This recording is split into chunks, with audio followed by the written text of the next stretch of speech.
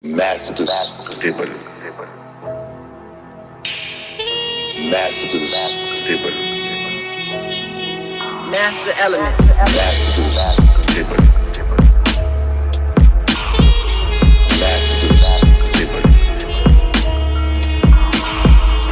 Racism, white supremacy is a dynamic system for the ultimate purpose of white genetic survival on the planet.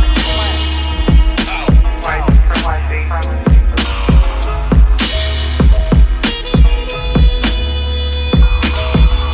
You are in an evil system, a system that is designed deliberately to produce evil thoughts, to produce animosity, to produce violence.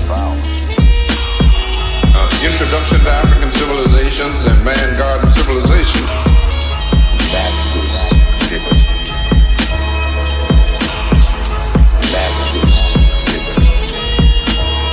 Master elements.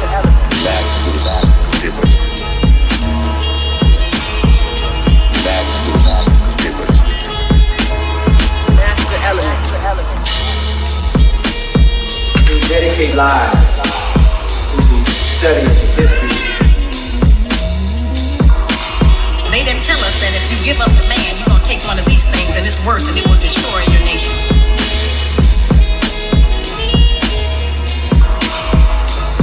The right way is clearly distinct from error.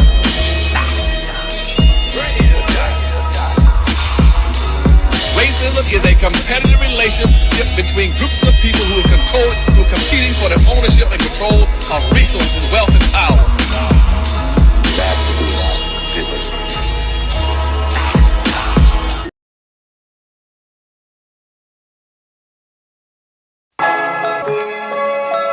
And those Africans have to be organized to fight for their liberation. GW Apparel, a clothing that speaks. Something for the kings, something for the queens. Visit uptsites.com and use promo code SLDG22 and receive 11% off your order. Peace.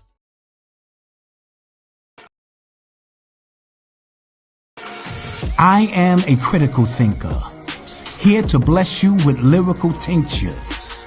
I am the black dot, the point of reference, the metaphysical link to the Moors, the Mayans, the Aztecs, the Incas.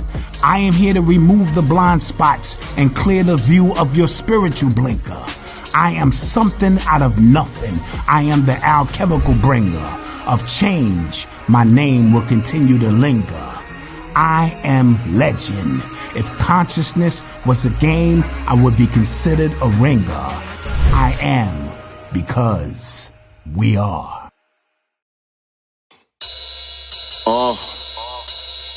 Yeah, like that. Let's see what's in the God's mind. Listen. I'm Allah in the person of sincere letter God. Peace. That mean they arms too short like Tall Anthony Shaw. Are we about to have a rap battle? I'm telling you, you want to smoke. I don't want to. I have zero bars. You know, I ain't J. Cole, man. Right. I ain't ducking no smoke. Uh-oh, shots fired. Peace, family. Welcome to another episode of Sincere Love the Godcast. I am the God Sincere Love, here with my lovely co-host, Nicety Girl. We are in the building on another Sunday afternoon. How is everybody doing? Shout out to Mama Love in the building. Feels like early. another long time. Hey, Mama. Get her showing up early and stuff. That's right. On time. Yeah, we here and we on time. We here and we on time. What? A little bit. Pretty close to the right time. But how's everybody doing this Sunday afternoon, man? As y'all coming up in here, make sure that y'all hit the like button, share this out on your social media platforms. Let everybody know that we are live right now with another episode of Sincere Love the Godcast. We're going to be talking about these rap beefs, of course. We're going to be talking a little bit about the beef in the Middle East. Things are heating up in the Middle East as well. So, you know, we got to deal with some geopolitical affairs as it pertains to Foundation of Black American Society, of course. Right. So yeah, like, share. Make sure you are subscribed to us here on YouTube at Sincere Love to God, as well as Godcast Enterprises on YouTube. Make sure you guys hit the subscribe button, as well as the notification bell, so you can be reminded whenever we go live with new episodes or whenever we drop any type of new content. Period. So yeah, man. Shout out to everybody coming up in the building. Virgo Venom, I see you, beloved. Hey, sis. Peace, peace, peace. Good to see y'all. Nicety girl, what's going on the West Coast? Rain yesterday. It rained. It waited all day. We knew it was gonna rain.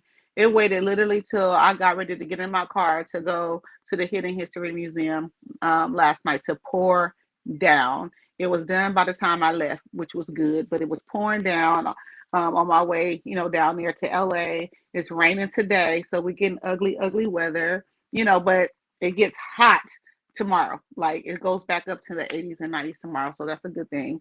And yeah, last night was dope. I want to shout out Dewan B, because I just don't feel like it's like, putting some respect on his name. The lineups that he's getting for the Hidden History Museum on comedy nights, it's like getting better and better and better and better. And like last night was fun.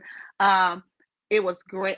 I mean, everybody was dope. It was great to see Tori Hart, who was the only female there. I didn't realize she was that funny. That was my first time seeing her. She's stunning in person. Like she's pretty, obviously, in media and things like that. But to see her actually in person, she's stunning, but funny AF. Funny AF. I want to see her, shoot for the stars because she's just funny as hell. I met a brother last night by the name of International. He's one of the Godcast followers. So shout out to our Godcast subscribers, and followers. Thank you guys. I met a brother named International. His Instagram is Evo Tracy DJ. He's out of Philly. So I had a chance to meet him last night. Dope guy. So shout out to him for showing me love and sincere love to God love last night at the Hidden History Museum. So yeah, it was epic. Last night was epic as usual. If you haven't gone to one of the events there, you're missing out. That's all I can say. You're missing out. Yeah, y'all be having a ball out there. We be having a ball, a whole ball. But yeah, Dewan B, he's killing it right now. Like I'm so proud of him, and I know timing is everything. I believe in God's timing. Not to say he wasn't doing anything before. He's definitely doing his thing with the music as well as with the comedy, but I love seeing him in his element and the friendships that he's built. I think he said he started this in 2009 or 10, and all these people that he's brought to the Hidden History Museum are people that he came up in the game with. And it's great to see, the love that they have for each other as friends, but also the love that they have for each other's crafts, and things like that. So I love seeing him in his element. I love seeing his wife. She's so supportive. She's such a sweet, sweet woman. Yeah, and I'm so proud of Dewan. I legit am. I'm legit so proud, and I can't wait to see, where, his career goes from here. Shout out to Dewan B, man. Dewan, you a legend, King. Yes, he is. He a LA legend. Say that. Yes. For and sure. He's on the grill today. He didn't invite me. I'm offended. I'm just playing. But yeah, that's my brother, and I'm always, as much as I can, support what he does because he's a talented, man, and he has a lot of great talent around him, and it's dope to see. He definitely does, man. And he always stayed down, you know what I'm saying? Yeah. You know what I mean? He's been on our program a few times, right? We had him on here more than once, I think. We definitely, yeah. And I slide in his lives too. I'll be seeing them in the comment section and sharing our stuff out and all that too. So, you know what I mean? Definitely salute to the God, Dewan B. And I first started following Dewan was from his hip hop breakdown when the talk started with Busta Rhymes and all of them about hip hop coming from Jamaica and all that. When that thing really first started online, Dewan had a great video debunking all of that shit. And that's how I came across his channel and got tapped into everything he do, just based on this whole hip hop thing. And now, you know, we got the movie coming out, you know what I'm saying? Microphone Check.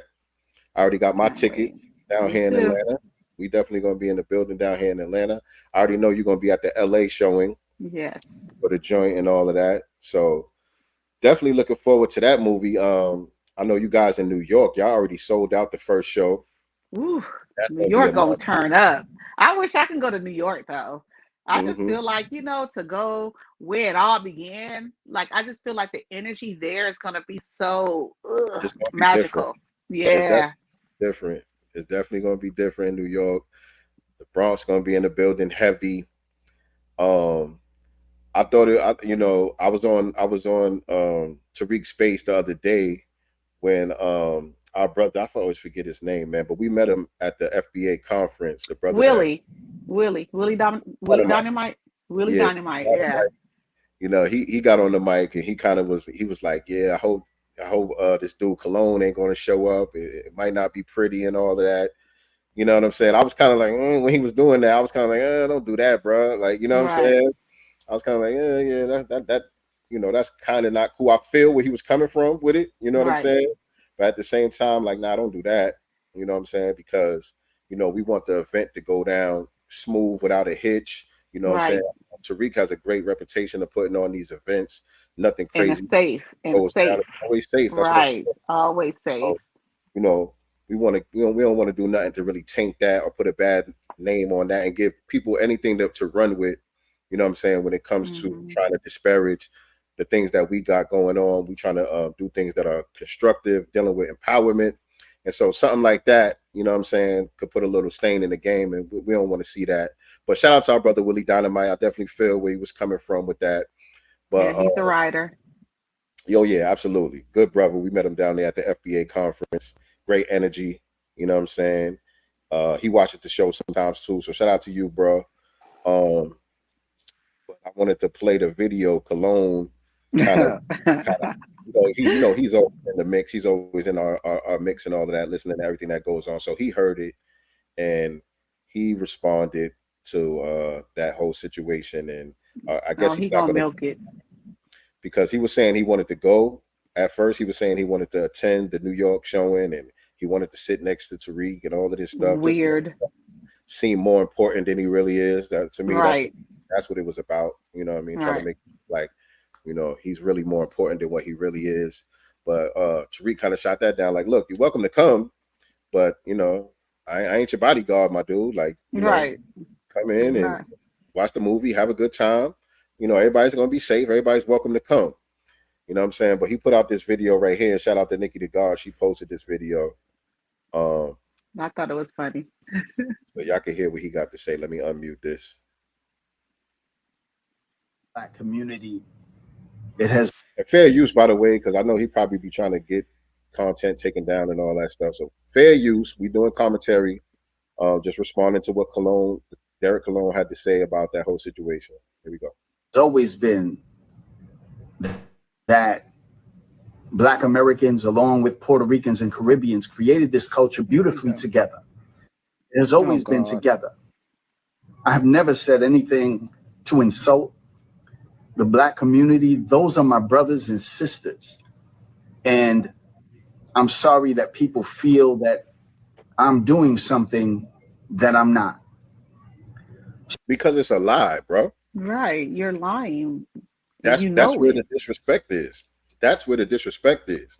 So it's not like you got to go in there and say, you know, Black Americans ain't this, that, and the third. But just by telling that lie, trying to insert yourself into something that you had nothing to do with the creation of. You know what I'm saying?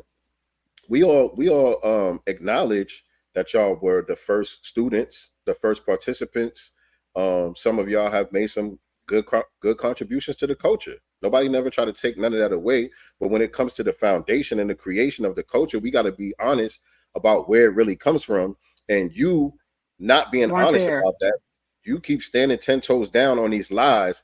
That is the disrespect. That's why people feel disrespected, because the lies have been debunked over and over again. You know what I'm saying? The narrative has been debunked over and over again, but you keep doubling down on it, and that's where people feel disrespected. So that is disrespectful. He knows. So I will refrain from attending the screening because I don't want to be the cause of something that is basically a serious misunderstanding. But it is what it is. We don't have to agree.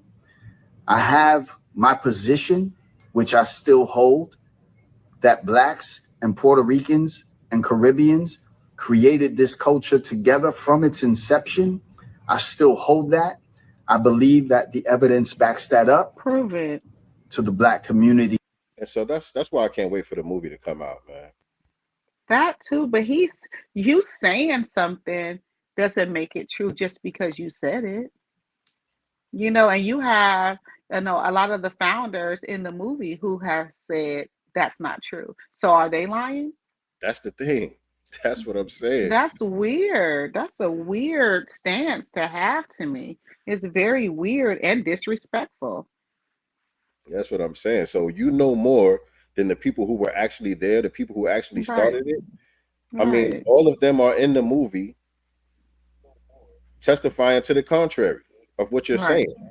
So you're saying they don't know what they're talking about? It doesn't make sense. It just doesn't make sense. So again, that's why people feel disrespected. You know what I'm saying? But at the end of the day, you know, you're still welcome. Everybody's welcome to attend the screening if you want to go see the movie. You know, there's going to be security. Everybody's going to be safe. Everybody's going to have a good time. So if you choose not to go, that's whatever. But everybody's welcome for the record.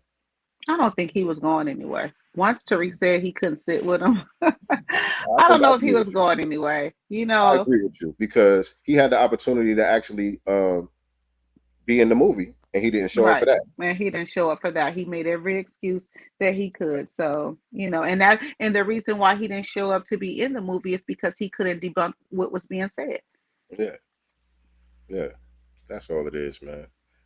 So, you know, you got your audience. You got to cater to your audience. You got people out there, a lot of your Boricuas and all that, who want to hear this narrative, and they're going to run with it either way. So if that's your hustle, do your thing. Right. If that's your hustle, keep doing your thing. But when the movie comes out, I think the argument is over. Done. There's nothing else to talk about. Period. We're going to close that chapter. Now, speaking of hip hop, right? And we're going to stay right here. My son. In my Vicky Dillard voice, right? My son. What you doing? Why? This was so cringe. When I saw this, I was like, my son. And honestly, before I went to comment, you know, on your video, when I heard it, right? And before I made the comment, the first thing that came to mind was my son. Why? And then I saw Vicky's comment. And so I just repeated it and said in my Vicky Dillard voice, because that was the first thing to... Why? It's embarrassing. So for those of y'all that don't know, my son put out a freestyle recently. He rhyming over the Dead President's beat, Jay-Z Dead President's beat. And throughout the whole freestyle, he's kind of sounding like us a little bit. Throughout the whole freestyle, he's talking about how both parties ain't shit, and you know, it don't make no sense to support either one, and you know, we gotta you know, just everything contrary to what him and Tamika Mallory been out here saying and doing for you know 6-8 years, however long it's been. Last couple of elections, they've been out here campaigning heavy for the Democrats. You know, where Ice Cube had met with Donald Trump to talk about the Platinum Plan and all that. Him and Tamika Mallory was up in arms about that. It was like, now it's not the time. We can't be doing that right now. You know, this election is too important. They're just anti-Trump, anti-Republican, and pro-Democrat. They part of the vote blue no matter who crowd. Right. And now it's like you trying to do some type of image rehab and make it seem like you've been down all along. Like you've been saying the same thing that we've been saying all along. Like, no, it don't work like that, bro. If you're gonna backtrack, I don't mind. If you had a coming to Jesus moment and you realize that the shit you've been saying is some bullshit, and you want to, repent for that, you're gonna have to admit that though. Right. You're gonna have to say that. You're gonna have to say, look, man, I was on that train. I was wrong. You know what I'm saying? I see the light now. I see the light. And there's nothing wrong with that. Has been true, and I'm with y'all now. I wasn't with y'all before. You know what I'm saying? I was blinded. Whatever it is, you're gonna have to come out and say it that way. Don't with try your to chest been down the whole time. That shit was weird. That shit was weird. You know what I'm saying? Like niggas go in the booth. It's like anything else, right? Like niggas go in the booth and say whatever. When it comes to rhymes, you be whoever you want to be. Be all you could be when you get in the booth. But in real life, you ain't living what you spitting in your rhymes, though. You know what I'm saying? No. So I'm play a little bit so y'all can see what I'm talking about. And it do got the music behind it. I don't know if it's gonna flag it or not because it's sped up and everything. It's a little bit distorted. So it goes by real quick, but y'all see what the hell I'm talking about. This later. We need some new leaders. Fuck these politicians. All they do is deceive us. They control the media and use the news to feed us. Is it the same Mike song nigga that was running around here? Same Mike song? Joe Biden and them with Tanika Mallory? I'm confused. Same Mike song? And I wouldn't lie to anybody and say, yo, this is an easy pick and all these things. We realize that our choices aren't ideal, but we do also realize that we live in this country as Black people. And this right here was from Hot 97 interview on Ebro in the Morning Show with him and Tamika right before the election. They were holding some rally in New York. They were bringing out the family of the sister that got killed out there. And Breonna? Yeah, they were bringing Breonna Taylor's family out there and some other sister who something similar happened to her, I think back in the 90s or early 2000s. And they were bringing those two families out there basically to galvanize people to vote. Right. And Ice Cube had just met with Donald Trump, who was the president at the time, to talk about the Platinum Plan and all that. And this is how they were responding to that when they was on Hot 97. That's what this is from. So go watch the whole thing in context because it's just a short clip here. In this country, we've got the worst and continue to get the worst. We've always got the worst and continue to get the worst from politics, from the government. I understand those frustrations with our people. But what I say all the time is to be within the government, to live within the government in which these people govern your life and not be in the process of who is governing your life is just asinine to me. So his whole thing right there was, yeah, we know Joe Biden ain't shit. Donald Trump ain't shit, but Joe Biden is a little bit better. I'm sure you could find some issues that resonate with you more so you can still get out and vote because to not participate is asinine, like he put it. And I'm just trying to figure out how good Biden is for Black people. That part confuses me a lot. And it doesn't confuse me. Let me rephrase that. It pisses me off when they say, Biden has done all these things. You know what I'm saying? Everything that we know of that he's done has been negative against our people. Everything. Right. So you mean we're supposed to vote for him based on the policies he did for other people? Because when they say that, they still talking about minorities and people of color, marginalized communities and all that. Even them, they're not advocating for Black issues. You know what I'm saying? They're advocating for all these other people too. So they think what Joe Biden and them is doing is good because they're in alignment with that. Right. You know what I'm saying? They're in alignment with Black people getting to the back of the line and prioritizing all the other minorities, and we get some of the crumbs off the table.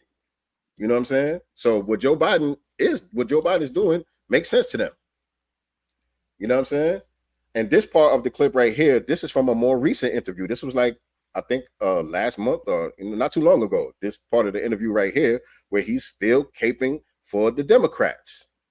Talking about how good the Democrats be trying to do something for us, but the Republicans always shooting it down. This is his narrative on this part of the clip. This is just a couple of weeks before you put out the freestyle. So I'm confused, my nigga.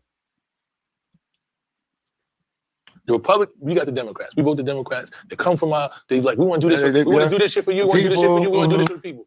They get it all. And by the way, none of these niggas on this podcast know what the hell they talking about. If you go watch it, you're going to be so frustrated listening to these niggas trying to talk politics. It's so frustrating. I'm like, my goodness. And because this we is all the audience. Stupid. Let them tell it. This is what I'm saying.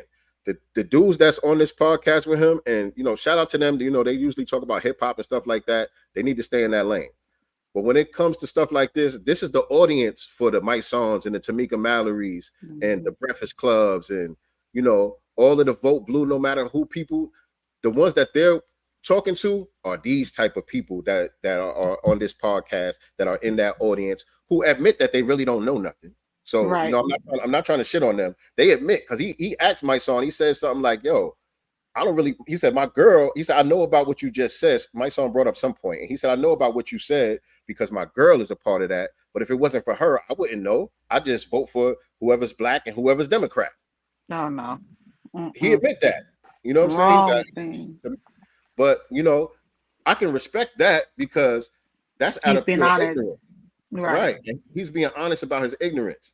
But with the Mike Sons and the Tamikas and all of these people, it's nefarious because they know good and well what they're doing is treasonous to the black community. Mm-hmm. That's the difference. And I don't understand this whole thing where they think that we're caping for Trump. Just because we're saying we're not fucking with Biden does not mean that we're fucking with Trump either. We've always stood on this, tangibles specifically, you know, for foundational Black Americans, regardless to what, you know, regardless if it comes from the Democrats or the Republicans. We've always said we did not care. So this whole thing, if you don't vote, you know, Biden, that means you're a Trump supporter. We're going to kill that noise too, because nobody is really supporting Trump either. You are right. But the thing that you have to remember is what I just said. We are not the audience for their message. And so we're going to get into that with the next clip I'm going to play is when Trump went to the Chick-fil-A out here. Right. And another vote blue, no matter who, Isaac Hayes III, he did some commentary on that. So we'll play that next. And, you know, that'll unpack what you just said, the point that you just made. But let me finish this clip right here. Office, and they come up with the best bills in the world. Yo, this is gonna change. We got the infrastructure bill. We got.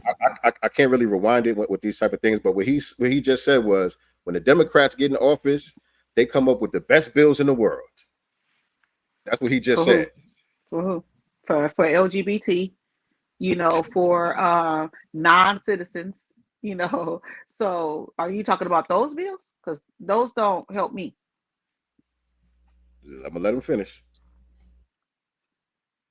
Like this and that, Republicans be like, you think we gonna do that? Y'all niggas can eat a dick. Fuck out of here. They present the bill, they knock them shits all the way down. They got the house, sitting there, they got the house. They're not doing nothing for you niggas.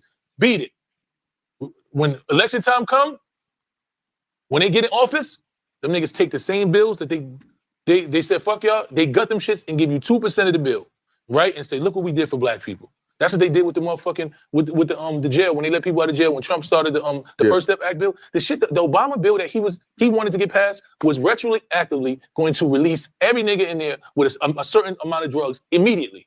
Like you was going home. Over about 100,000 niggas was leaving jail immediately. And so if you didn't peep the emojis that I put on the video right there, that was cap what he just said. Right. They're lying in your face. That was 100% cap what he just said.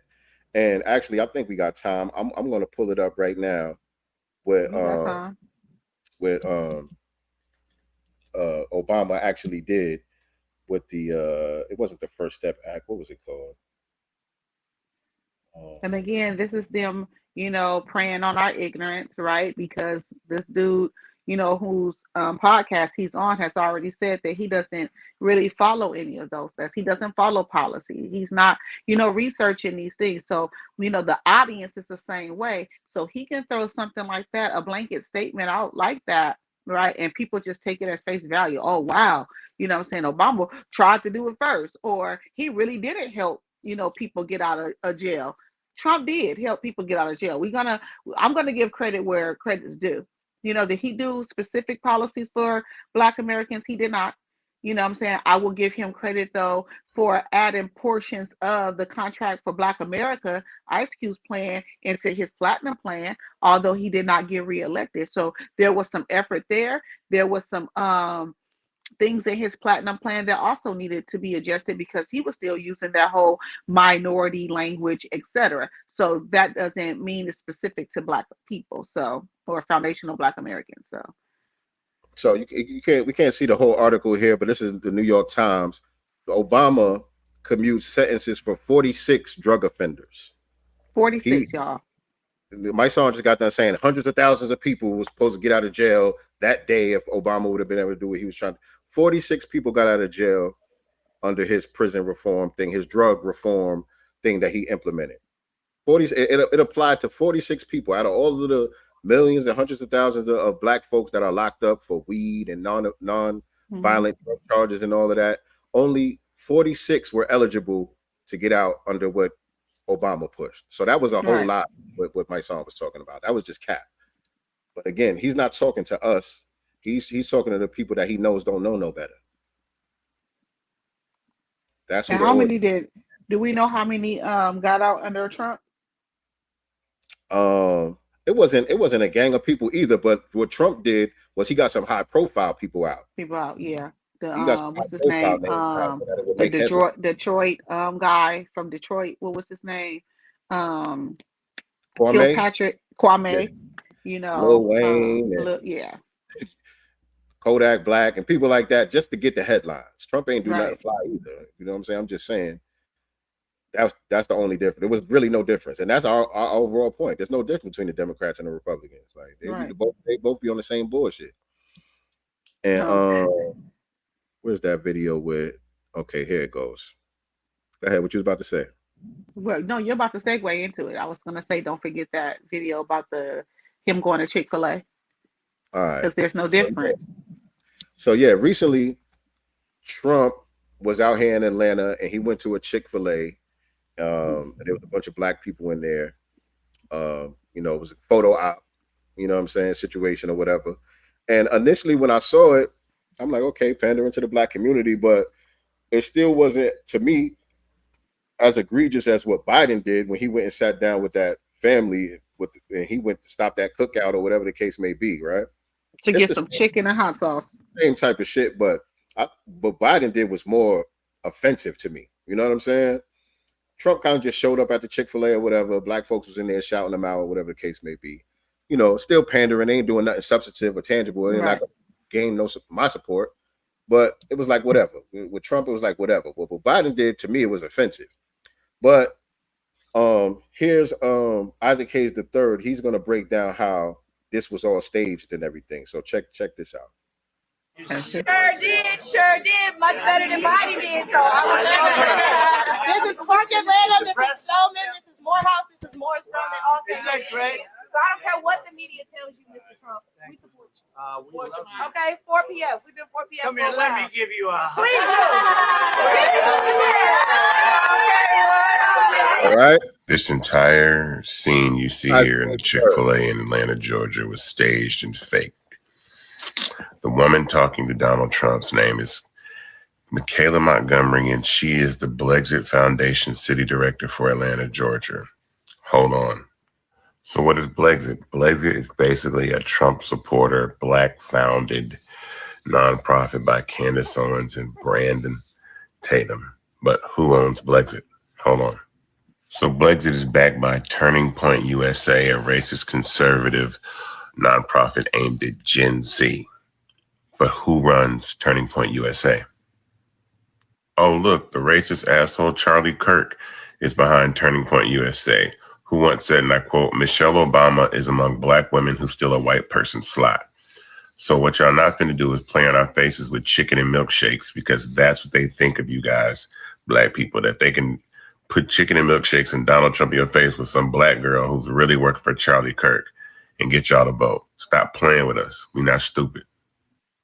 Okay, that last part is what I really want to address, but go ahead. Yeah, I was just going to say, so where was this I need the same type of video when Joe Biden showed up at them folks' house with some chicken and hot sauce. So why didn't we get that same type of video when he did it? Because we are yet for sure beyond that. I don't want to hear about your hot sauce. You go to a soul food restaurant, you went to a black church, it's all pandering. All of it is pandering. So what is the difference? There's no freaking difference. Why do they only have smoke for one group or one party over the other when they do the same shit? And actually, I went in, I think it was on the Shade Room, because they were talking about that. And, I'm always in the shade room commenting and fighting up in there, by the way. People be windmilling with me all the time in the shade room. But when it comes to stuff like that, I pointed it out. So what was the difference when Biden showed up with some chicken and hot sauce at that brother's house? I did not see the same smoke. Y'all were celebrating that on this same platform. Yet you are criticizing him for showing up at a Chick-fil-A and talking to black employees. Make it make sense. And people be windmilling. He pandering. He don't even like black people. And you think Biden does? The arguments are crazy. Right. Hold on. Let me make sure this is on the right page here.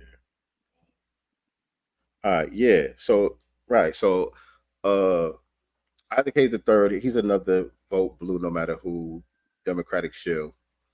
You know what I'm saying? And like you said, Biden and Trump literally do the same exact thing, but they only got the smoke for Trump. For one group.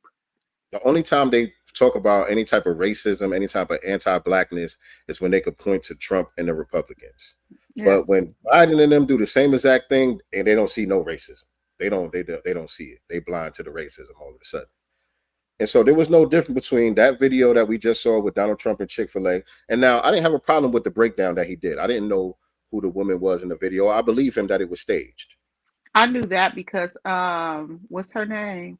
Angela Stanton had already broke that down before he put a video up. She knew. And so she posted it and did a full-on breakdown, not like a video breakdown, but she did it on her social media post and stated what the girl's name is, where she came from, et cetera, et cetera. So I knew about that before he even did the video. Right. So people know about the woman, whoever she was, but the whole connection that he thought he ate with the whole connection, we already know about Blexit and Candace Owens and Charlie Kirk and all that. We already been connected those dots a long time ago, but just the video itself, I didn't do no investigation into who the woman was in the video. I didn't care whether it was real, whether it was staged, because it wasn't going to sway me either way. So that part didn't really matter. But my thing is, wasn't this staged also? Wasn't this also staged? And equally disrespectful? His team brought cookout food to the family's table and shared stories. Christian recorded the experience. I know y'all remember that. I ain't going to play too much of that. Fair use, by the way. I know y'all remember that same situation. Joe Biden shows up to these black folks' house with some damn cookout, fried chicken, and milkshakes, the same way Donald Trump did. Right. So where's the smoke? Where's the smoke? None. Smoke's clear. All of a sudden, smoke's clear. Right. Yo, so y'all cut that out because we not stupid. Goddamn Democratic shills. And Tariq taught us that a while ago too, though, and you said it already, but they always like to point out the racism as it pertains to the Republican Party, but they never ever point out the racism against us as it pertains to the Democratic Party, whom, we have been voting for before a lot of us were born and ain't got shit, to show for it. But, they will never ever highlight their racism. All these racist, Democratic run states. We can start there. We don't even have to go to the presidential portion. You know what I'm saying? Right here in LA. What was that last year? Those people that was in those city job positions talking about, oh no, we're not gonna, vote him in because he supports the blacks. These are Latinos. Mm-hmm. You know what I'm saying? So, but we're not gonna point out their racism at all. We're gonna shut up and be quiet about that. All of these sanctuary cities are Democratic run. All Democratic run. You know what I'm saying? So the anti-blackness on the Democratic side is equally, if not even more, egregious than the Republican side. Agreed. I mean, damn. What the hell what are we arguing about? Can we all agree that neither one of them ain't shit? How about that? In his rap song, he said it. You're right, but when he get on these platforms and start singing and talking, he's not saying it. Right. He got a job to do. Right. He got a job to do. You know what I'm saying? And it ain't like he's selling a bunch of records or nothing. His rap career ain't really popping like that. So yeah, we not buying that, buddy. We not buying that. Got to bring home the bacon. I think before you go there though, it was something. It was Plies, and he said something to the effect. Oh, here it is. I found it. This was a couple days ago. Dear Black America, especially men. This is from Plies. If Trump can win you over with milkshakes, chicken, or gold shoes, you just stupid as he thought you was. God bless. Projection. Yeah, and I'm curious. I need to know where his family's from because he's been on one. He has been on one heavy. I need to know. I need a family tree. I mean, like again, his music career ain't popping like that these days either. Right. They gotta make some money somehow, and they just keep doing the one trick. That's an easy trick. You know what I mean? They go get that Democratic check to go out there and just say the same things over and over again. Trump ain't shit. Trump ain't shit. Trump ain't shit. Right. But his comments though wasn't like all hand claps and praise, for that post though. People was coming at him. Well, somebody said, so you didn't see Biden sitting down with the black man and his son eating chicken? What was your tweet about that? So his sister did hit him up with, with that. It's like, don't play with us. And I hit him with, a video of him utilizing Robert Byrd's, funeral and some other anti-black bull crap. It's just a little a small clip of several anti-black things that Biden has done. I said, so you're stupider. You're stupider. We stupid. You're stupider then. Right. And the thing about it though, I still think it's a failed strategy for the Democrats because these rappers, they don't have as much sway as the Democratic Party believe that they have. Ain't nobody listening to these fools. I still don't know. Look, I'm still on the fence. No. Understand what I'm saying now because I'm with you as far as too many black people ain't ready. But not for those reasons is what I'm saying. Not for those reasons. Like these people are hired really to try to sway the younger generation, the up and coming Gen Zers, the ones that's just going to be eligible to vote now. Their job is really to sway them. That's the target audience for these rappers. That's why they go get the Glorrillas and all of these people because they're trying to target the younger people. But the younger people is not looking to them for that. No, they basically saying shut up and rap. Right. Shut up and rap. Right. Because I talk to my kids and they friends and all of that. They not jacking that like the kids say. They not really jacking that like that. You know what I'm saying? And they my kids, so it's a little different. But even they friends and stuff. I ask them questions just to see where their head is at, what they thinking about, and all of that. And they don't really click on those videos. If they talking about politics, if Glorilla is on there talking about Joe Biden or somebody like that, they scroll past those videos. That's not what they want to see from them. No. Uninterested. I mean? So I don't think it's as effective as they think it's going to be. Shout out to the Great Black Shark in the building.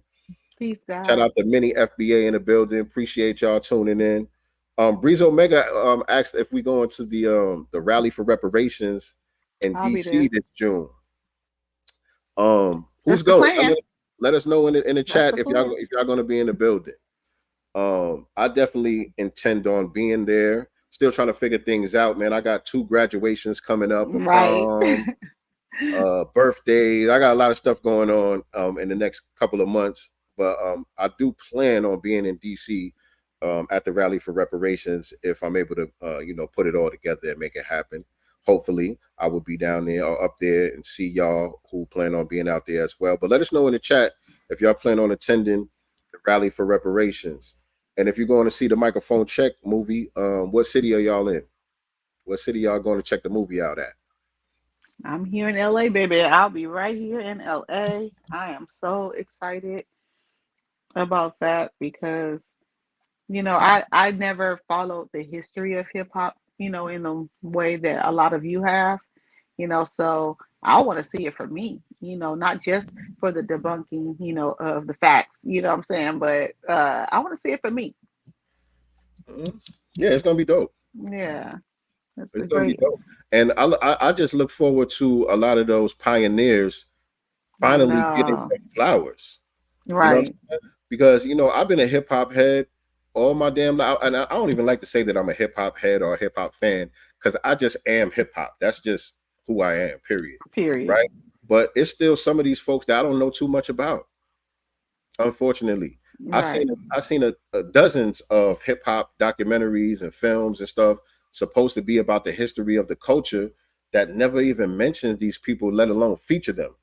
Right. You know what I'm saying? Interesting. So I'm glad that they getting they shot, they getting they shine, they getting they flowers while they can still smell them. You know what I mean? So I got to give Tariq a salute for that, just that part alone. You know what I mean? Right. Right.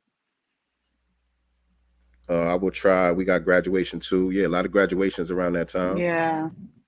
Mine was last year. So, and last year he did it in November. So it was easier, but.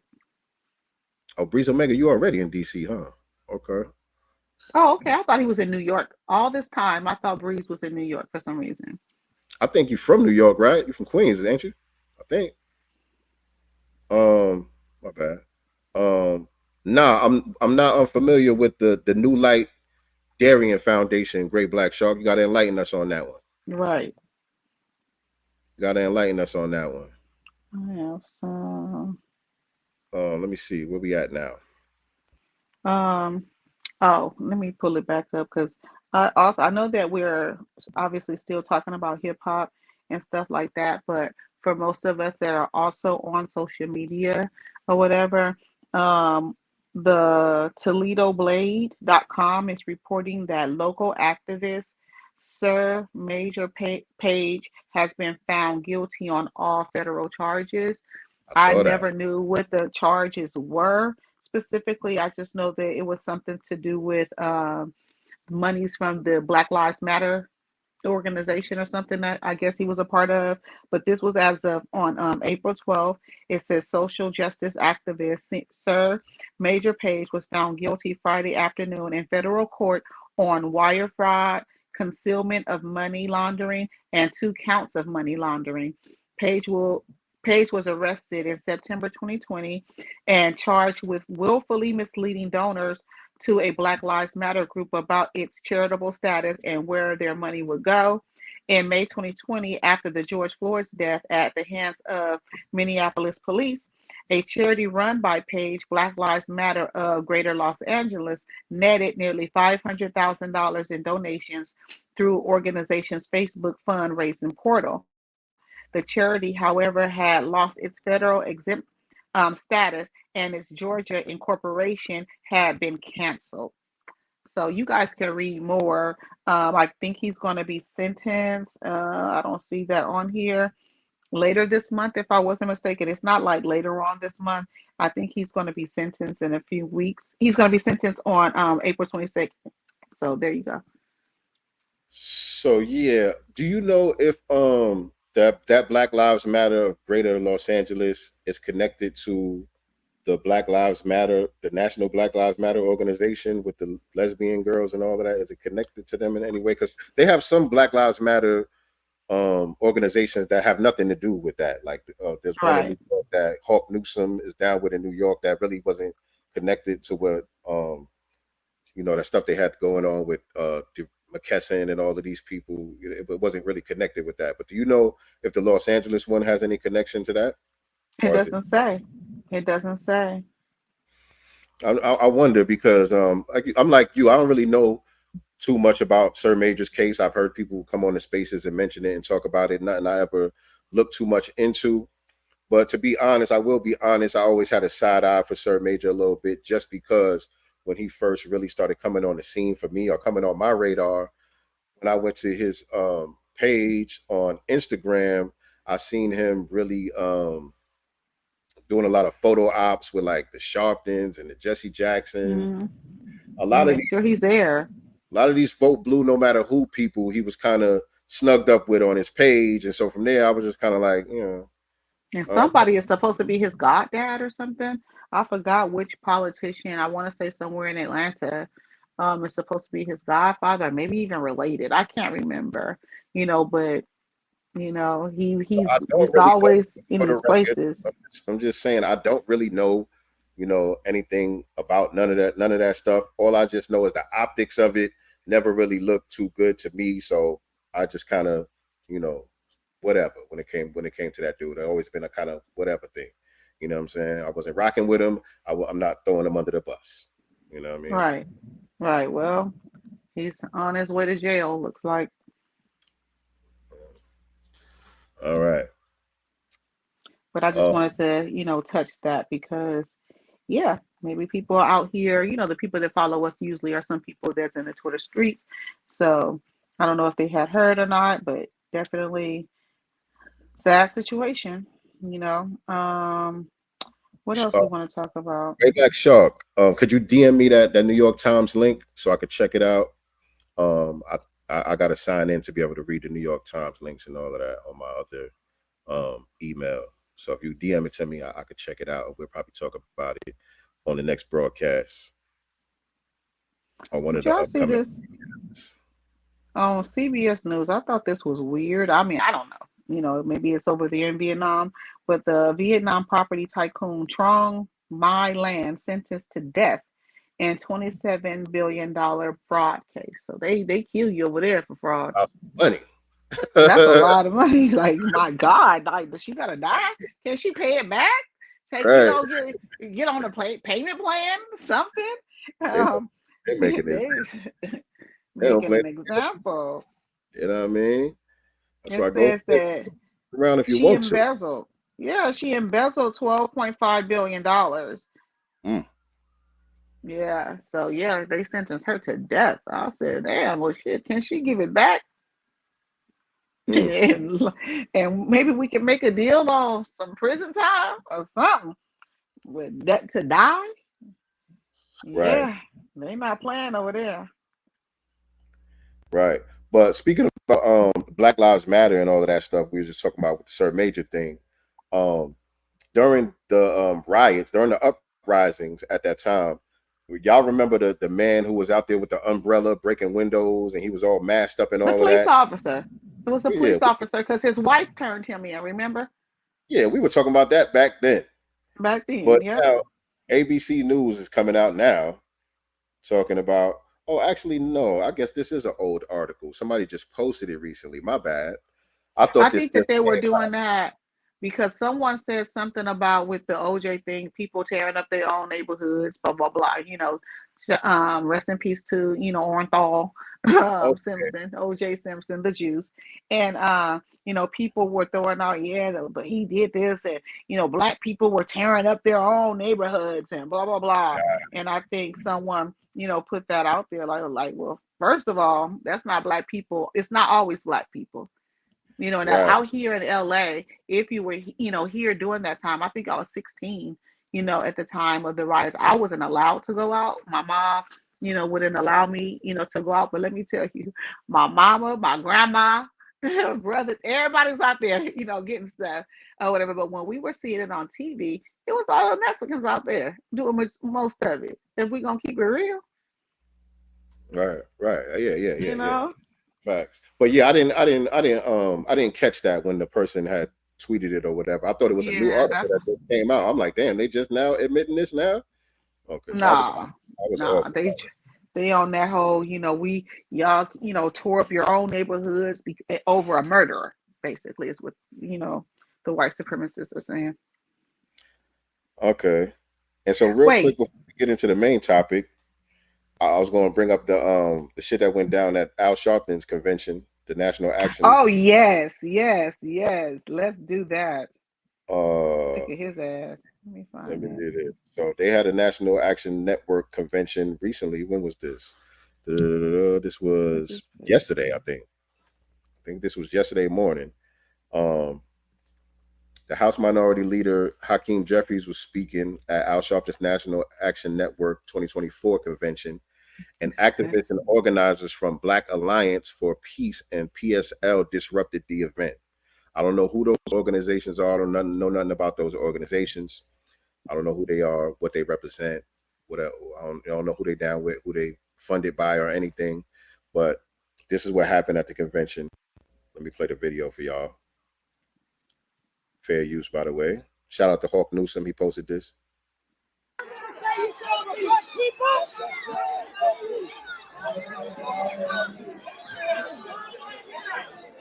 President Biden's leadership, Democrats, you're a war criminal.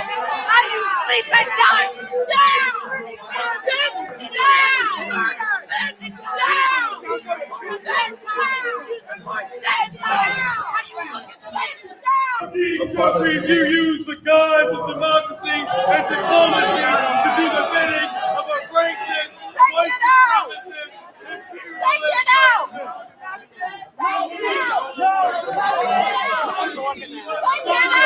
preparing a bill for $14 billion to kill people in Gaza. They murdered 14,000 children. I ain't heard nobody say reparations. Here you go.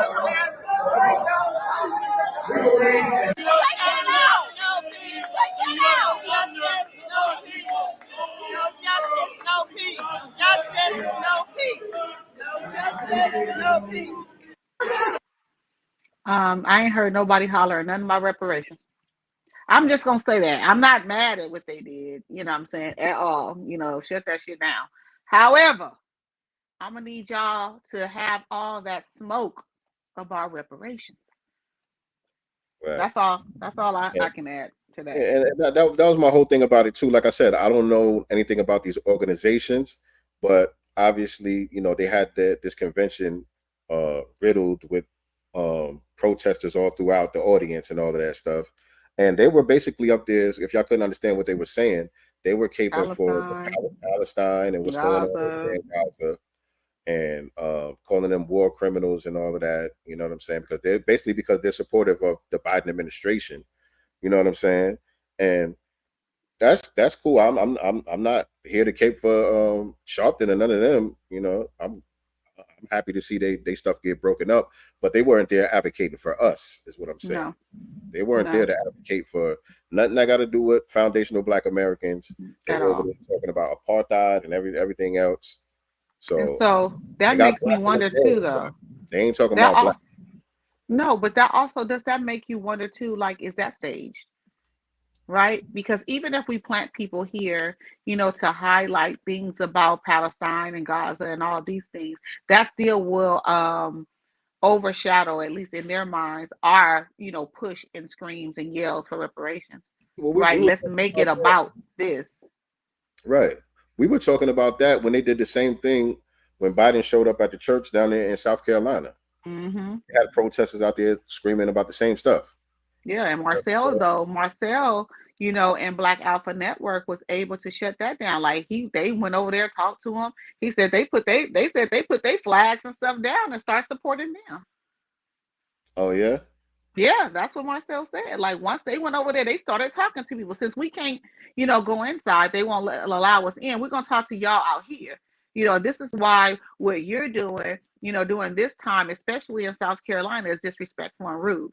You know what I'm saying? This is our claim, blah, blah, blah. And so he said some of them put their flags and signs and stuff down and joined with them. I didn't hear that. But if that's the case, then I would say then that those people are genuine. Whatever they're out there protesting about, I would say that if that's the case, if they were able to listen to logic and understand, their error and correct themselves in real time, then maybe they were genuine. Because if they were just ops who were planted by the Democrats themselves, I'm talking about these Negroes, though. Then obviously that wouldn't be the case. Well, so the thing is, and the difference is the ones that were out there in South Carolina, a lot of them weren't all Black. These were some Black Negroes. So that's what I'm saying. Are they more of the paid ops? That's where I kind of question it a bit, because a lot of the ones that Marcel, and Black Alpha were talking to were not. Right. And again, the organizations are called the Black Alliance for Peace. Mm-hmm. You know what I'm saying? So they got Black in their name, but they're talking about some type of alliance for peace. So I guess it's the Black folks that are trying to form an alliance with the Palestinians and peace in the Middle East. I don't know what they call this. Y'all go look them up if you want to see who they are. I don't know. I have no idea. I have a question for the family that's in the chat, because I didn't support him anyway, because he really isn't for reparations, or he doesn't believe that we can get it. But JFK, I see Angela Stanton and some other folk, she's been galvanizing a lot of the rappers out there in Atlanta and stuff like that. And of course, our sister Vicky Dillard was able to address him. What do you guys think, or has anyone been following his campaign? And if so, do you think that he does have a chance, at getting, some good numbers And do you support him in any kind of way? I don't think Not he when I has. say you, I'm saying, you know, in the I chat, know, by the way. I know, but I'm gonna respond. People in the chat, y'all can, Yeah. you know, what y'all got to say in the chat or whatever. But I'm gonna respond to your question. I don't support him. I don't think that he has a real fighting chance at winning. But I don't think that's the point either. You know what I'm saying? I don't really think the point is to actually win, but just to get his narrative out there for whatever his next move is going to be. You know what I'm A saying? job. I do think I do think that there is some good work that may be done coming from his end. Not what we're asking for, but something Right. that can be beneficial in the community, you know, in a substantive way, without him even becoming president. That's why I think it's just kind of to get his thing out there so people are more aware. And that's why he keeps sitting down with these rappers and stuff like that. You know what I'm saying? Because we are the audience who he is trying to speak to. He is trying to get the message to us. But like you said, he's not really supporting reparations like that. He doesn't think that it's feasible or whatever the case may be. But some of the stuff that he is talking about doing, some of the programs that he's talking about putting out there, I do believe that they can be beneficial to us. You know what I'm But it saying? doesn't necessarily take a president, I guess, to do it. He can do, yeah. Right. He can do it. He can get those things done in other ways, basically. No reparations or policies that impact foundational Black Americans. No vote. Shout out to Crown 808 in the digital building. Hey, sis. Yes, indeed. So we're gonna get into today's topics, man. We talking about what's beef. And I just wanted to kind of tie in some of the parallels with what was going on today in hip hop. We got Drake versus everybody right now. You know what I'm saying? The whole situation with K Dot coming out on the Future joint, dissing J. Cole and Drake and whoever else got hit with some shrapnel in the crossfires and whatever. And now there's a lot of response joints coming out. Drake responded. Rick Ross responded to that within an hour. I think A$AP Rocky took some shots on the new Metro Future album. It's a lot of shots. A$AP Rocky. A$AP Rocky. What? There's a lot of shots being fired out there. I even seen a little back and forth with Quavo and Chris Brown now. Quavo and Chris Brown got some shit going on. So it's a lot of beef going on in the rap game right now. And I look at it a few different ways. But at the same time that is happening, it looks like we got some potential escalation taking place in the Middle East. For those of y'all that don't know, I think it was yesterday, Iran threw some real shots, a couple of drone strikes at some of the Israelis, and I believe the drones were shot down, you know, by some of the U.S. Air Force, the military. I don't know exactly who did it or whatever case may be, but the U.S. military kind of intervened and shot down some of the drones and successfully thwarted the attack. But there was an attack from Iran to the Israelis, and before the attack, Iran issued a warning to the U.S. that they need to stand down. That if you try to intervene, because and I'm gonna play a little bit. Somebody did a quick summarization that kind of breaks down really quickly what's actually happening over there, because we don't talk about it a lot on this channel because we try to mind our Black business, you know what I'm saying, and let other people handle their business, what they got going on. But at the same time, you know, I thought it was important to talk about this because it's kind of like my mama used to say, and like a lot of y'all mamas used to say when you was kids, if you knew your homework the same way you know all them damn rap songs, you be all right. Right. You know what I'm saying? If you knew your homework the way you know all them damn rap songs, I still say it. Right. And so being that, you know, I'm well versed in the rap beef and all that, so I could break down what's going on with Drake versus K Dot and all of this stuff, then I do need to understand what's happening in a geopolitical way at the same time. I do not need to understand what's happening in the world. And I think that it's important that we do pay some attention to what's happening in the world because it does have residual effects that pertain to us specifically. You know what I'm saying? Right. We're not just immune to all of this stuff that's happening. It's not going to affect us in no type of way. You know what I mean? It's going to affect the economy, all type of stuff. You know what I mean? So we do need to have a certain understanding of what's taking place. And I also saw some parallels with the way things were shaping up with the U.S., Israel, Iran, and J. Cole, K. Dot, Drake. You know what I'm saying? It was kind of some parallels that I was looking at, like, oh, that's kind of interesting. But let me find that post that this one brother put up. And hold on, before I do that, speaking of weird stuff in the rap game, did y'all see this shit right here? What? This is just a quick buck. Oh, I know what you're gonna do. Yes, I know what you're gonna do. That was weird. What is going on? Hold on, I don't want to play What's the music. going I don't want to on? play the music. Let me mute the video. But what the hell? What's going on with these people? Okay, that's Jaden Smith and Justin Bieber on your screen, fam. This is Jaden Smith and Justin Bieber at the Coachella. They down there at Coachella. Jaden runs up on Justin Bieber and starts grinding on him from behind. And then they kind of did a little smooch, didn't they? They did like a little smooch. Yeah. Look at this. I'm like, oh goodness. Yeah, this what the industry does? Like, my goodness gracious. Yeah. But anyway. Will and Jada, we need to talk. I need a red table.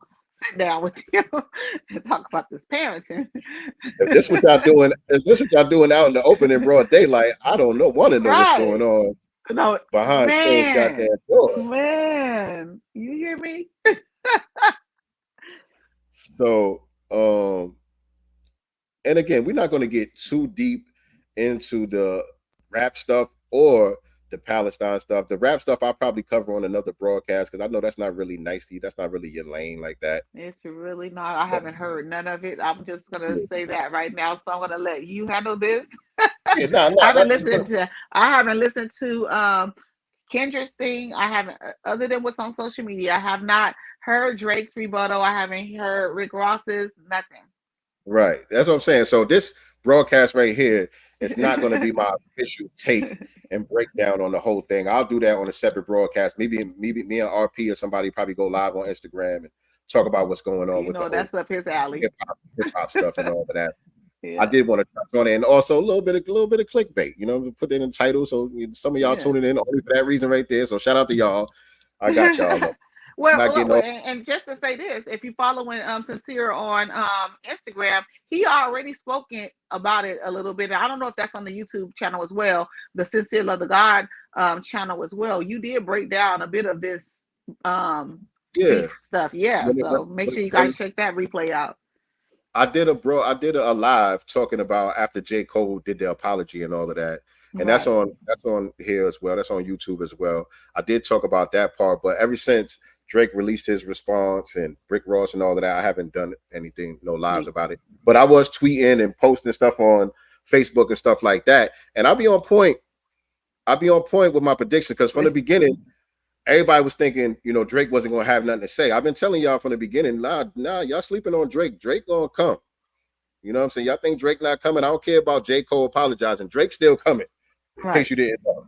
And then when Drake leaked his diss track or whatever, when I reposted that on Twitter, I said, looks like we're going to be getting some action from Rick Ross as well. And about an hour later, Rick Ross dropped his. Rick Ross responded. So I'll be on point with my shit, man. Y'all be trying to argue with me, but I'm on it. But anyway, let me tell you, let me show y'all this quick breakdown of what's happening in the Middle East. This is just a quick summary. I follow this brother on Instagram. He talks about money and real estate and stuff like that. His name is Maxwell. I follow him on there, but he posted this, and I thought this was a good summary to give people an understanding of what's happening over there. So he said, for my American friends receiving filtered news, let me help y'all out. On April 1st, 2024, Israel's airstrike destroyed Iran's consulate in Damascus. So that was on April 1st. Israel did an airstrike that destroyed Iran's consulate in Damascus, killing 16, including a Quds force commander.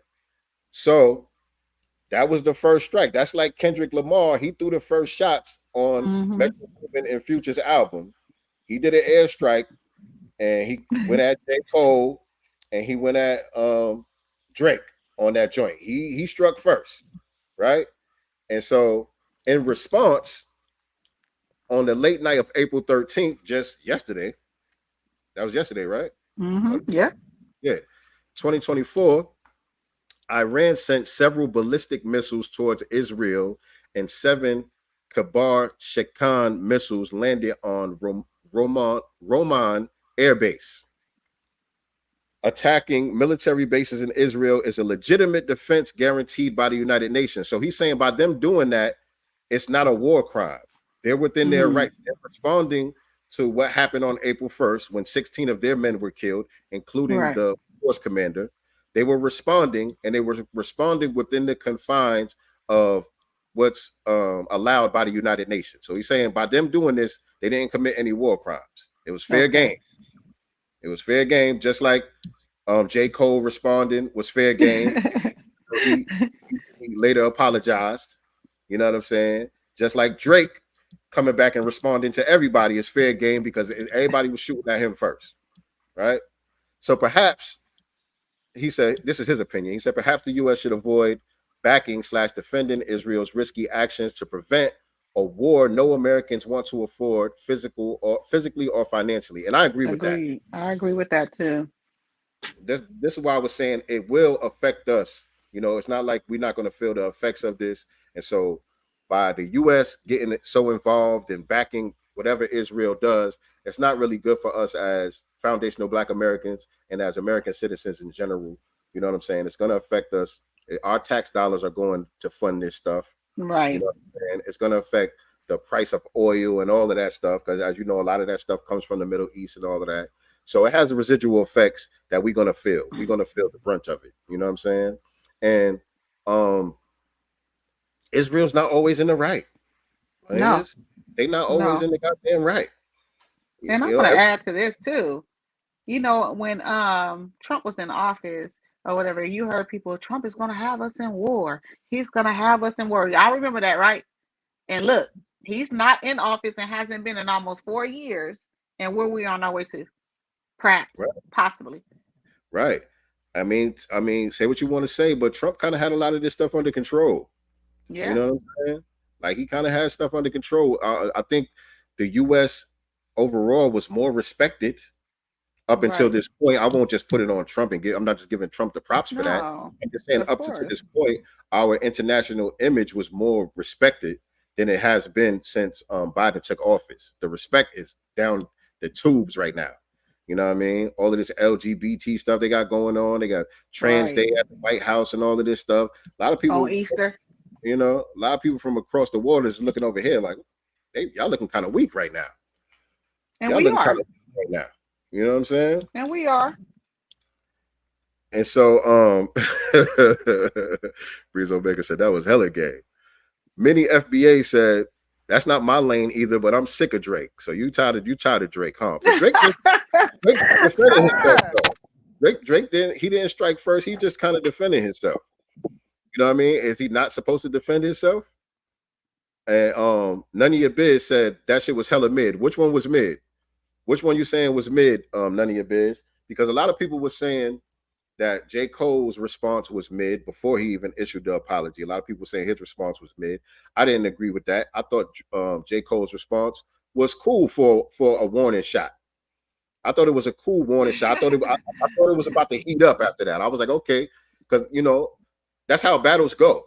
You know, when Jay-Z and Nas was going at it, his first shot wasn't Ether. You know, people like to try to compare these songs to Ether and No Vaseline and Hit 'Em Up and all that. Listen, that era is gone. If you're trying to compare any of this to that, you're going to be disappointed. It's not going to live up to that. You could just forget about it. So I think people need to adjust their expectations when it comes to that. This ain't that, family. We're not in that era. We're not in that era, number one. We're not in that era, number one. And these guys that we're talking about, they not that same level of MC. They just not. They not Nas. They not Pop. They not that. You know what I'm saying? They good, but they not that damn good. But Ice Cube wasn't a battle rapper. Shit. Well, he wasn't? Oh, he was. I don't know. You know, I don't know. I'm just throwing that out there because No Vaseline is still in my heavy on my rotation. That's what I'm saying. No Vaseline, that's like top 2. Yeah, it is. Tracks of all time. Yeah. You know what I'm saying? He killed NWA, they manager, everybody. Everybody. You know what I'm saying? He also had a battle with Common too before. Ice Cube was battle I tested. didn't know that. Yeah, Common and Cube went at it. So yeah, he definitely battle tested. You know what I'm saying? And some of this stuff is different too. Again, I wasn't going to get into all of this whole intricate parts of the break. I don't want to do the parallels. And I kind of forgot some of them. It'll probably come to me. But so people were saying that the J. Cole stuff was mid. I didn't agree with that. A lot of people I see, they like Drake's response. I thought Drake's response was kind of mid. And when it first came out, and look, remember, I'm in the minority of the people advocating for Drake to begin with. You know what I'm saying? I was telling people, nah, don't sleep on Drake. Drake gonna come with some shit. I thought Drake was gonna make the battle real interesting. And it's still interesting. I'm not saying he's not making it interesting, but I was expecting him to come harder than what he did. And when it first came out, there was speculation on whether it was AI or not. You know, a lot of people thought we didn't know if it was a real Drake song or if it was some AI shit. You know what I mean? People were going back and forth about that. But it turns out it actually was Drake. I don't know why it leaked. I don't know why he leaked it the way it did. Seemed like he was trying to feel people out to see if they was going to think it was good enough or not first. But I didn't think it was that good. A lot of people saying, yeah, Drake did his thing. You know what I mean? Well, I felt like he ended Meek. Is that a world tour or your girls tour? Right. That right there was enough for me. And out of that whole thing, I was like, yeah, Meek, you're dead. Right. Back to Back was a good diss track. Back to Back killed it. He killed. I don't feel like Meek ever recovered. Not really. No. Not really. And I know I followed that one. He sunned Meek. They made up and all that, but he sunned Meek. But this right here, I was like, And the thing for me that really threw it off, first of all, like the whole first verse was kind of mediocre, just bars wise. It got a little bit better toward the second verse or whatever. He started to heat up with the bars, and he was taking a lot of shots that was going over people's heads. You kind of unpack some of the bars to even know who he was shooting at. Who was he shooting at? Ja Morant caught some of it. And really, it's all about Drake smashing everybody's girl. I guess Drake just DMing everybody's girl, smashing everybody's girl. Everybody's mad at Drake because he's smashing everybody's girl. That's what it seems like. Well, she wasn't your girl if Drake was able to smash. Yeah, that's how I see it. Drake is on that. Drake is on that. Nigga said, log into your girl's IG and block Drake immediately. Drake is a problem. He flying chicks out, giving them tickets to the show and all of that stuff. Listen, Drake is a problem. And so who he shot at? Rick Ross, K Dot.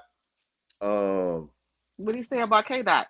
Do you recall just a little bar that stands out to you as K Dot was the main target. K Dot was really the main target of everything, because the song he's saying drop and give me 50. And he's talking about basically how Top Dog from TDE is taking 50% of whatever K Dot earned. Oh wow! You know what I'm saying? So that's why he's talking about open up let's see the contracts and all that. Basically saying, nigga, Top Dog is getting 50% of all that. So you ain't really popping like that, But he had a couple more shots in there for him. He said, I don't care what Cole say, that Dot shit was weak. Some shit he said. He took shots at ASAP Rocky on there, Oh, I would like to know their shots about him, because he, walking around here looking like a baby mama.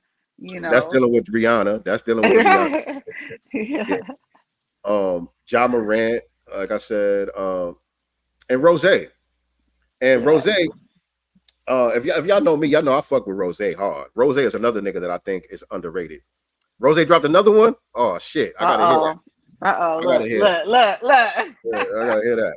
Because look, Rose, I think he's very underrated as an artist, as an MC. He's dope, man. You know what I'm saying? I think he really gets a lot of flack just basically because he has a weak image. You know what I'm saying? I don't think people respect him.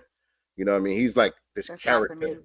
You know what I'm saying? He's like this character of this mob figure or whatever the case may be, this drug lord or whatever. And everybody know he used to be a CO and shit. Right. So that kind of kills his whole image. And I think people don't respect him for that. But I'm just saying, just music wise, Rick Ross, he's one of my favorites. You know what I'm saying? Just his albums, you know what I mean?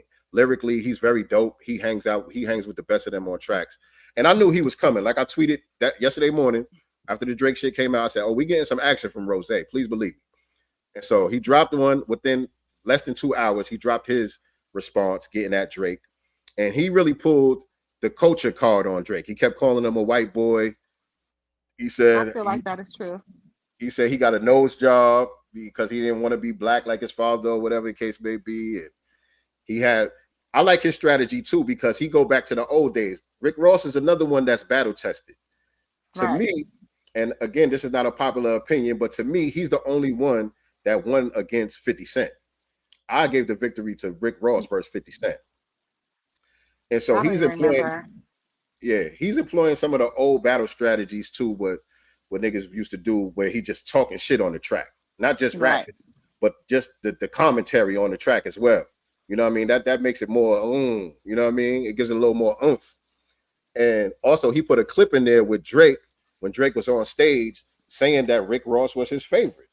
Right. You know what I'm saying? So he using his own words against him. He did a show. He had the Drake hoodie on and all that while he was performing and all that. So, you know, it's a psychological warfare. And that's the thing that a lot of people don't understand about battles.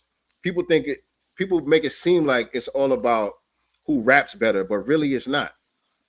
It's not all about making a track and out rapping the other person. That's not what's going to win the battle, especially nowadays.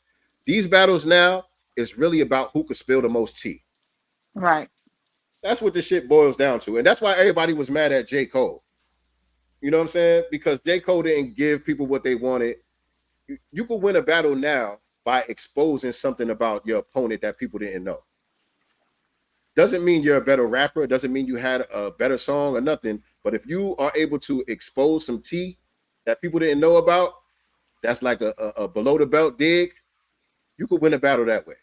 That's why people give a lot of props to Pusha T for getting at Drake, because Pusha T talked about Drake's son before the world knew about it.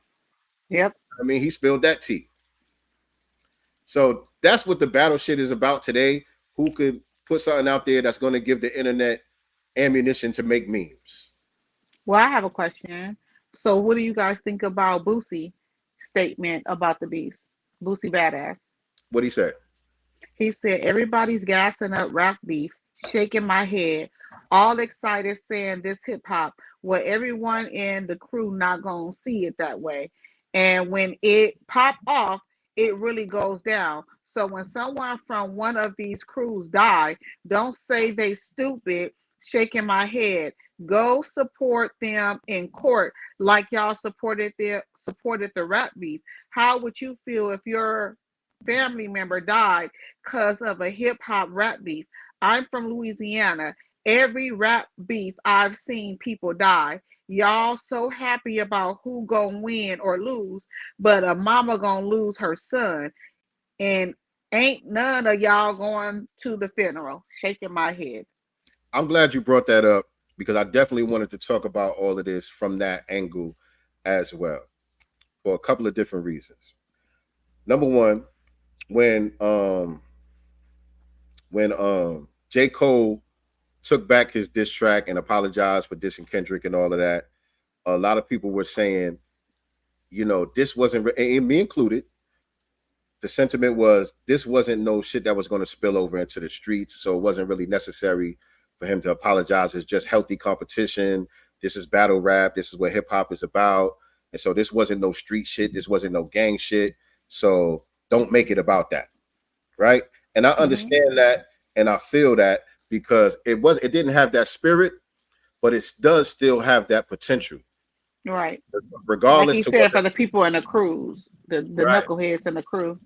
Regardless to whether that's the intentions or not, it does still have that potential to spill over into the streets. And I want to play with a clip from Minister Farrakhan. Oh yeah. To kind of break that down. I'll play that in a second. But I also wanted to say another parallel to what's going on over there in the Middle East as well.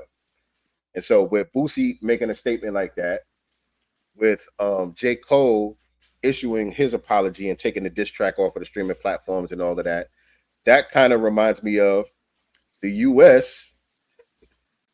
The U.S. is saying they're pushing Israel not to escalate confrontation with Iran. So We Israel don't believe that. Israel want the smoke. So after they did the drone strike or whatever, even though they successfully thwarted the drone strike, Netanyahu was saying, well, that's a declaration of war. They saying it's up. And the US is on some J. Cole shit now. They on some Lil Boosie shit now. They don't want to escalate. They're like, oh, they don't really want to escalate. That's some Lil Boosie shit. You know what I'm saying? So it's a lot of parallels with what's going on in the Middle East and what's going on in this rap beef. You know what I'm saying? FBA for life. FBA for life said Drake is a half tether. Drake is half white. Yeah. Drake His father is. I don't think his father is Caribbean, right? No, his father's FBA. Yeah, that's what I was thinking. His father's 100% FBA. His mother's white. So Drake is a black man, y'all. Oh, can I read one more thing from Boosie? Because you said something about, how this isn't the rap beefs, of the past, the No Vaselines, the Ethers, and all this stuff. So 2 days ago, Boosie also put, get the fuck out my DMs, y'all weird AF gaslighters. This is not the 1990s. I'm sorry, the 1980s, 1990s. Rap battles when it was a so-called sport. When you rap about someone, it becomes rap beef. They ain't shaking hands when they see each other no more. The homies ain't going for that disrespect. They feel their job is to protect Big Dog and they respect. How many rap beefs have led to murders? It's a new day, hip hop fans. He does have a point, but also I could see the pushback against that also, because there's been a lot of murders in rap that didn't have nothing to do with no battle. If we start listing all the rappers that got killed, majority of them wasn't battling nobody. You know what I'm saying? It didn't stem from no battle. And we could name a number of battles where nobody got hurt at all. You know what I'm saying? So I agree with him, but I can understand the pushback too, because like I said, with this whole thing, the way it started with just Drake, J. Cole, Kendrick, it wasn't on no street type of shit. It didn't have that type of vibe to it, but it still always has that potential because it does create bad energy. It does create negative energy. If these dudes is dissing each other on wax, one is getting the best of the other one. There's going to be memes. There's going to be a level of ego that comes along with it. And so when these guys see each other, when they cross paths, there is some bad energy there. Well, Meek and Drake made up, right? They made up. They did. Somebody has to be willing to be in the sun position, though. You know what I mean? If you're willing to take the sun position, then it could de-escalate things. But if both of them are going to be with their chest poked out, and neither side really wants to bow down, somebody might get punched in the face and slapped or something. It could spill over. I'm just saying it does have that potential. Respectfully, Drake isn't culturally a black man. He's one of convenience, peace, and blessings. I understand what you're saying. I understand coming from. And I agree with that too, because you know what? Let me just say this: when it came to Drake, when I found out that he had someone pregnant, first he was denying it, right? And then when they had this, white woman, who's a porn star, and that's what's being alleged. I don't know, they were showing TMZ was showing photos, and I was like, heck, no, there's no way, he slipped up and got a white porn star, pregnant.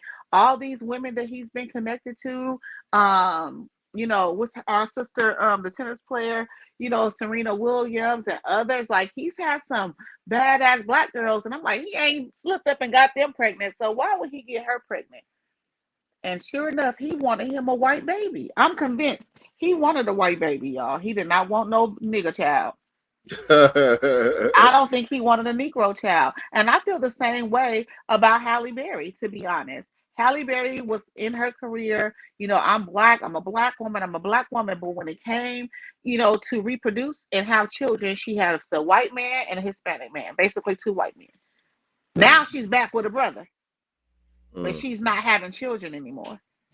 Well, they don't be wanting no nigga babies. I don't know about that, especially with the Drake. I said that's my opinion. I know. That's my opinion. I think it was just a slip up.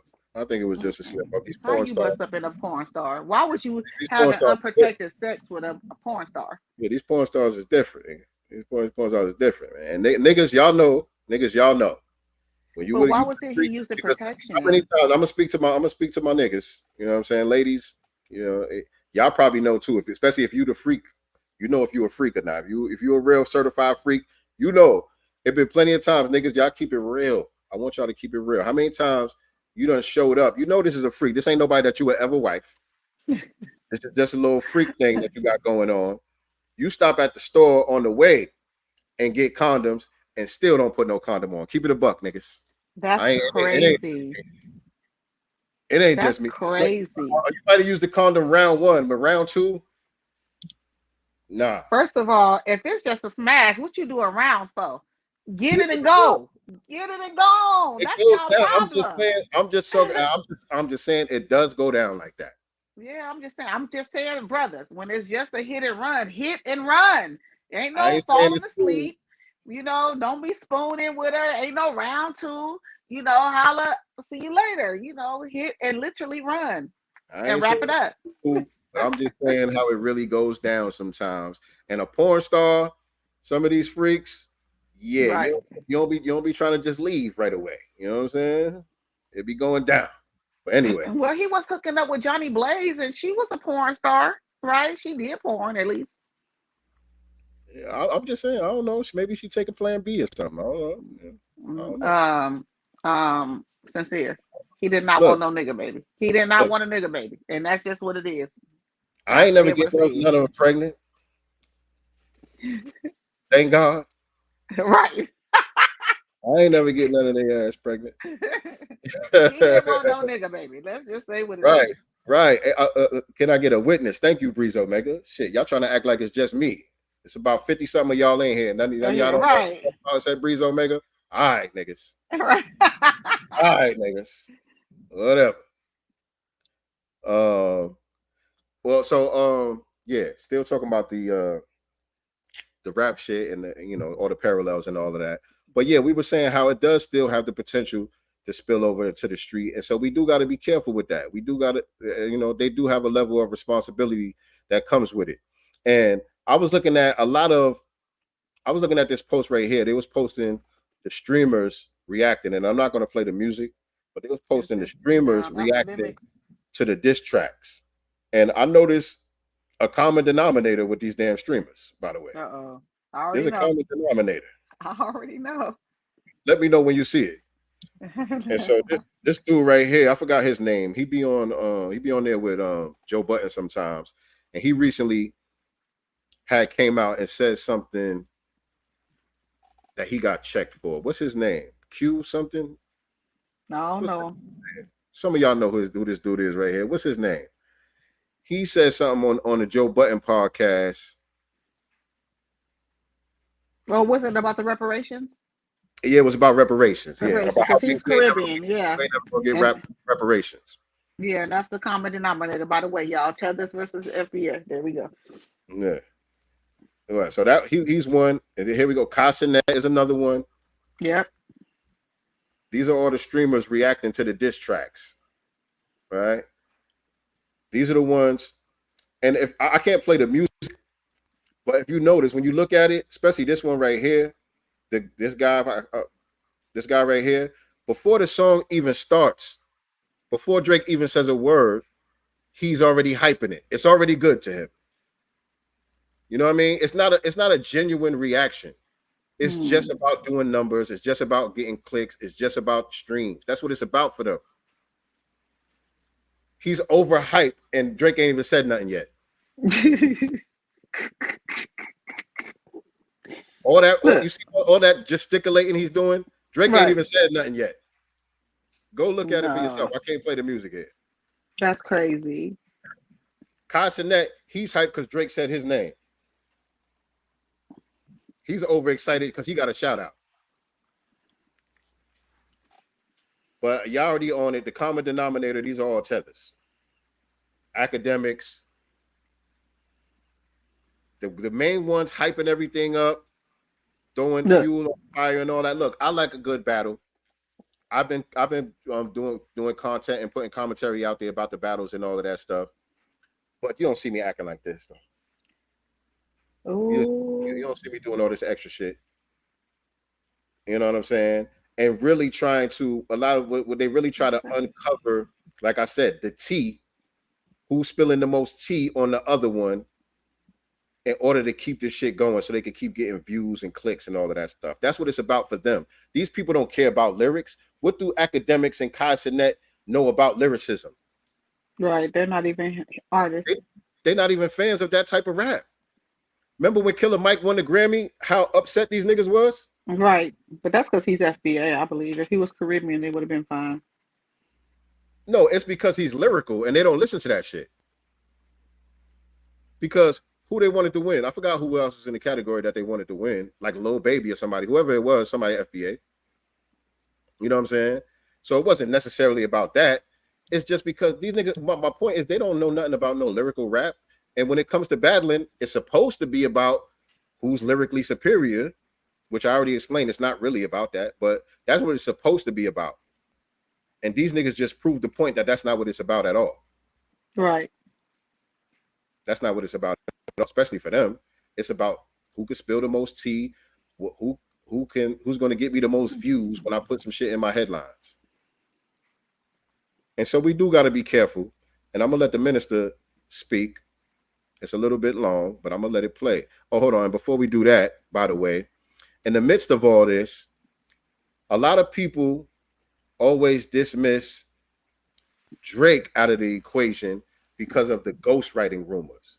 So even if Drake comes with a hard response or a hard diss track, there's going to be a lot of people out there that dismiss it because they're going to say, well, he got a team of ghostwriters. It don't really count.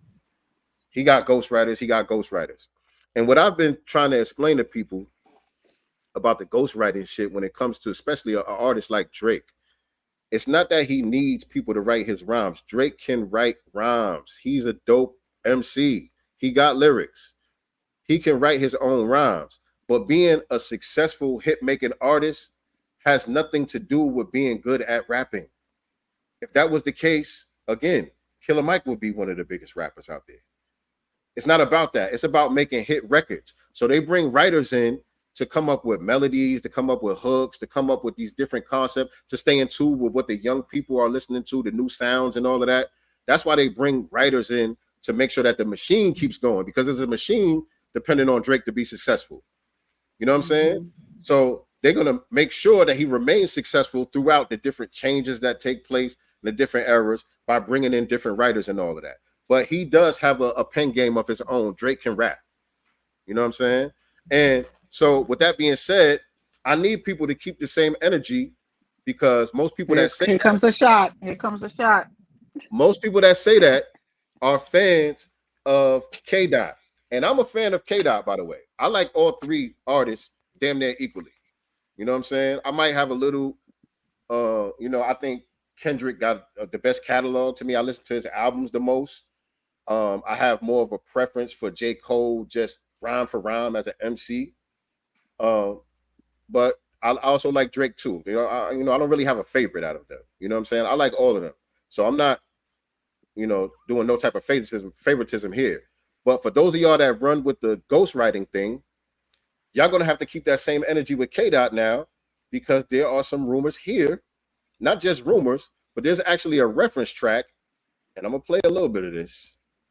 Let me read the caption here. This is from DJ Academics TV. I don't know if this is his page or just like a fan page or whatever, but they posted this. Quentin Miller, ghostwriting associate, CJ Francis 4. So there's a brother named CJ Francis 4 has just exposed Kendrick Lamar for ghostwriting. This is his demo of the song N95 that he recorded in 2022, and he was not credited on the album. So I think it was the first single or the second single off of Kendrick's last album, allegedly, there's some ghostwriting taking place from this dude, CJ Francis, and here goes a little bit of the reference track. Flat, take off the suction, take off the clock, hey. The real world outside, take off your idols' heads, that's what I had to do. You already know being idols, what happened to you. Take off the Central, pay for a day or two. Take off the front flat, take off the suction, take off the clock. Hey, so y'all know the Kendrick song. For those of y'all that fuck with Kendrick like that, that's a reference track. The same way there was a reference track released for Drake with Quentin Miller and all of that.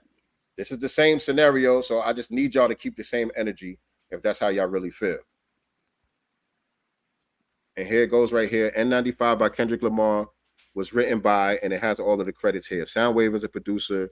Jaheim Sweet, don't know who that is. Boy Wonder is the producer. Sam Dew, Baby Keem, and Kendrick Lamar. Those are all the people that are credited on the song. But supposedly this dude named CJ Francis IV also contributed to the song, and he didn't get credit for it. And so this was a tweet from May 13th, 2022.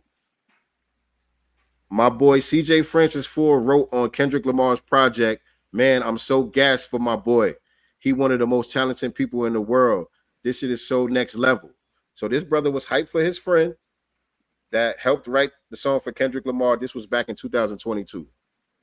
So I'm just saying, if y'all going to take credit away from Drake, y'all going to have to do the same thing with K-Dot because it's the same exact thing. But I don't take credit. I don't take credit away from neither one of them. I understand the process, the creative process, and what's taking place.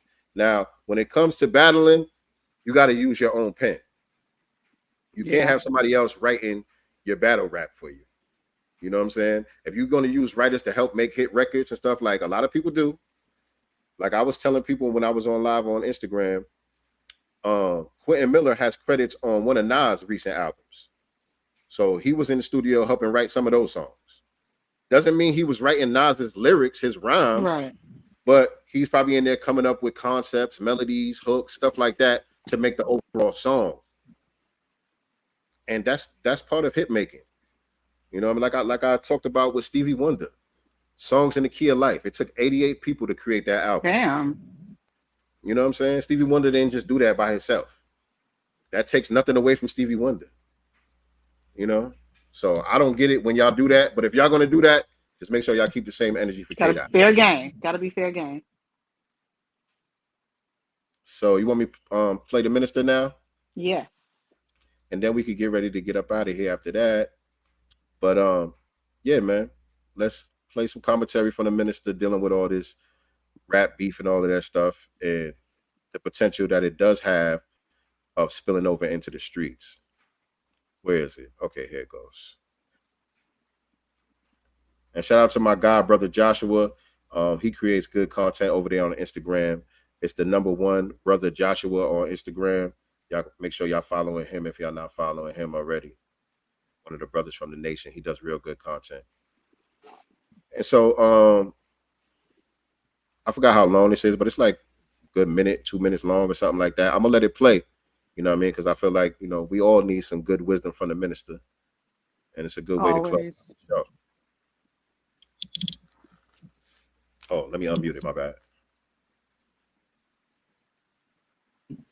On the hip hop community. This is what God has allowed me to see. The government has started now investigating Irv Gotti and Murder Inc. It ain't stopping there. They want to see if they can link you to that which allows them to use their court system against the leadership to wipe that out. But that ain't it. After they knock off the head, then they got to deal with the youth that's in the street that have these guns and are a macho, this kind of mentality that is like, I'll kill you. Right. But when the rulers see this, they say, we got to take back our streets. And it's this hip hop culture that got the children upset, militant, even savage. in the brutality that we are willing to inflict on one another, because now the beefs have become such that I hate you, you hate me, and the next time we see each other, we're going to throw down. But if you and 50 throw down, it goes all the way down into the streets. Now, the government is watching this. Now, John, here's what I see. You notice all the major cities, there's construction going on the highways around major cities. What's that about? Why are they stockpiling tanks, anti-personnel carriers in the armories of the National Guard around the country? Why in Fort Hood in Texas are they practicing not in conventional warfare, but house to house combat? If you look in Palestine, in Gaza, where the Israelis bring helicopter gunships into where they think there's a lot of AK-47s, they got rockets and whatnot. Now, what I see is to kill 50. Now, somebody intended to kill that brother. You don't shoot somebody 9 times for them to come up out of that. So if he, in his popularity now, is wiped out, and they can even subtly suggest that you did it or your people did it, then those that love 50 turn their guns on Jah. Now, this has to end at some point, and we educate the public. Don't call for Jah to clap back at 50 and 50 to clap back at Jah when we lose Biggie and Tupac, or we lose Jah and 50, and then we go to scrapping in the street. Our mothers cry out to the government, bring the National Guard in the hood, because they're killing our babies.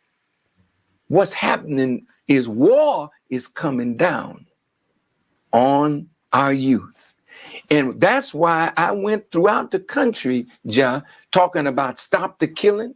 Then I had men only meetings leading to the Million Man March. But a whole 10 years now have passed, a whole new generation coming up. When we squash the beef between East and West by the grace of God, a new generation has come up, and you represent, and 50 represent that new generation of hip hop. Now the public is clamoring for you. 50 diss you, called you a wankster. I mean, that's baiting you in a way that you know you can come back. And in ego said, man, I can't let this happen. I can't let this man diss me. Like, I got to come back. Now the powers that are big and above this, waiting. Waiting. Now, if any one of you die, it's going to kick off something in the streets. So it's bigger than the public clamor, because sometimes the public don't really know what they're clamoring about. And in leadership, if we follow the public, then we're not leading. But if we're going to lead the public, then we've got to be able to negate that thing that's in the public by raising and giving them a different appetite, a war. So I got a lot out of that. You know what I'm saying? And like I was saying earlier, I know a lot of people feel like, this ain't that, you know what I mean? This wasn't no street stuff, you know, this wasn't gonna be nothing that would spill over. But when I listen to what the minister is saying, he's talking about social engineering. You know what I'm saying? And the powers that be, we know that they can easily co-opt Negroes to get into the mix and become agent provocateurs and escalate a rap battle into a real street beef. There is real potential for that. You know what I'm saying? And so all I'm saying is I love a good battle. You know what I'm saying? I'm not a good battle. You know what I'm saying? But we do have to be careful. And there is a certain level of responsibility that these MCs have to make sure that it remains on wax the way that it's supposed to. Agreed. Keep it on wax. Keep it on wax. And also you see how he tied in what was going on in Gaza back then. You know, and we tied all of that what's going on in Gaza now to what's happening now. See, back then he was talking about they got rockets, now they got drones. Mm-hmm. You know what I'm saying? So yeah, man, that's a good way to end off today's broadcast. We appreciate everybody tuning in with us live today. It was a good conversation with y'all. Anything before we go, Nicety? Absolutely. The Black Business Showcase is back this Wednesday, you guys, 6 p.m. Pacific Standard Time, 9 p.m. Eastern Standard Time. And we have the good brother Kevon Clark, and he is with Alpha. Let me make sure I get the name right. Oh, sorry, y'all. Alpha Private Protection. It's a private security firm. And so we are going to have Kevon Clark this Wednesday on the Black Business Showcase. So make sure you guys are tapped in with this. Make sure you are following both channels. We want you guys to get the subs up on the Godcast YouTube channel, but of course we do simultaneously broadcast on Sincere Love of God as well. But the Black Business Showcase is more for Godcast Entertainment. So make sure you are subscribed. Make sure you hit the notification bell so that you are notified each and every time we do go live. But make sure you head back this Wednesday, not next Wednesday, this Wednesday for the Black Business Showcase. And that's Godcast Enterprises on YouTube. Yes. Yes. And you know, even after we just said everything that we just said, I'm about to go check out that new Rick Ross. I heard Rick Ross got another Rick Ross went back to back on Drizzy Drake, so I got to go see what that's about. And make sure you guys are following me at Sincere Love the God on all social media platforms. I will be doing commentary on the rap beefs and all of that stuff too. So make sure y'all following me. Make sure y'all follow my sister at Nicety Girl with the #1 on Instagram and without the #1 on Twitter, formerly known as Twitter. Oh yeah, I forgot about that. For today's episode of Sincere Love the Godcast. Wait, one more. I want to also shout out Peter Ogun, our brother from Peter Stones. If you guys are not following him, it's Peter_Stones with the Z like zebra. I got this piece from him last week, and I also gifted someone with another one. This is the Gate Geod, something like that. I don't know how to say it. But anywho, if you guys are into crystals and things like that, he sent me a beautiful bracelet as well that I'm not wearing right now, but I do love this stone. And I gifted someone else with another one that he sent me. You know, so if you guys are into stones and things like that, make sure you head on over to Peter_Stones with the Z. And shout out to our good brother for sending me this. Absolutely. Shout out to Peter Ogun. Shout out to Black Voltron Reloaded in the building too. And I know some of you guys, shout out to some of you guys who were trying to Cash App us. Cash App kicked us off their platform. We don't got no Cash App anymore. Nope. If you guys want to send anything to support the show, you can send it to Zelle at godcastenterprises@gmail. godcastenterprises@gmail on Zelle. If you guys want to send donations, or you could do the super chat right here on YouTube. On the Sincere Love the God channel, you can super chat. We don't have the super chat on the Godcast channel just yet because we got to get those subscribers up. Right. Y'all got to come over here. So we could be qualified, you know, for the monetization and all that. But the Sincere Love the God channel is monetized if you guys want to use the super chat over there. But like I said, the Zelle is available. I don't know why. Are you guys having trouble with Cash App too? Because they kicked my personal account. They kicked me off of there, and then they kicked us off the Godcast off too. So I don't know what new rules and guidelines Cash App got going on, but we don't have Cash App anymore. So again, godcastenterprises@gmail.com. If you guys want to send us some money through Zelle, we appreciate all of the support. Always remember, family, we are not the master teachers, but we are the master students and signal boosters for the voices of the new Black media. Peace and Black love. Peace and black love. I was like, he got me on that. Yeah, like that.